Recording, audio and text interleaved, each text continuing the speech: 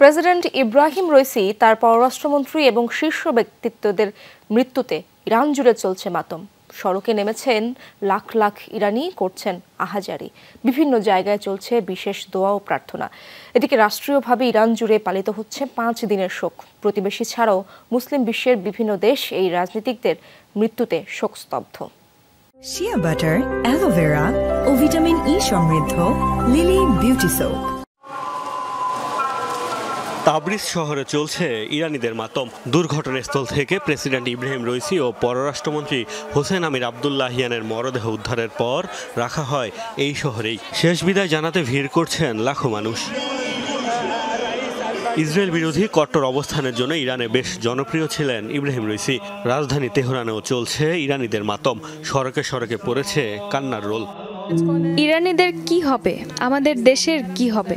দুর্ঘটনার পর থেকেই এই দুশ্চিন্তা তাড়া করে বেড়াচ্ছে। মৃত্যুর খবর নিশ্চিত হওয়ার আগ পর্যন্ত শুধু দোয়া করেছিলাম তিনি যেন বেঁচে থাকেন।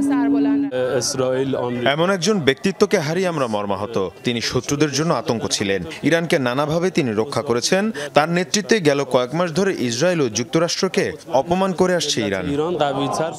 রাষ্ট্রীয়ভাবে ইরানে পালিত হচ্ছে 5 দিনের শোক। বিভিন্ন শহরে ইরানিরা করছে বিলাপ। দেশ জুড়ে নিহতদের আত্মার মাগফিরাত কামনায় চলছে বিশেষ দোয়াও। ইরানিরা ভেঙে পড়বে না। তিনি ইরানের প্রথম শহীদ প্রেসিডেন্ট নন। আগেও এমন নায়কদের হারিয়েছে। এই পরিস্থিতির অভিজ্ঞতা আছে ইরানের। এই ঘটনা আমাদের আরো সুদৃঢ় করবে। পুরো ইরানের মানুষ শোকাহত। তিনি দেশের প্রেসিডেন্ট ছিলেন।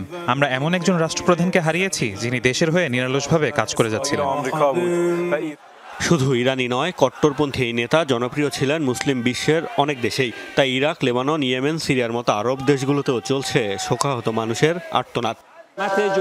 পুরো মুসলিম বিশ্বেই প্রেসিডেন্ট রইসি জনপ্রিয়। হোসেন আমির আবদুল্লাহিয়ানও পররাষ্ট্রমন্ত্রী হিসেবে দক্ষতার ছাপ রেখেছেন। মধ্যপ্রাচ্যে মুসলিমদের অবস্থান শক্ত করতে তাদের ভূমিকা রয়েছে। আল্লাহ তাদের জান্নাত দান করুন। পাকিস্তান সহ এশিয়ার বিভিন্ন দেশেও শোকাহত মানুষ। রইসির মৃত্যুতে আয়োজন করা হচ্ছে বিশেষ দোয়া মাহফিলের। মোস্তফা মাহমুদ, যমুনা নিউজ।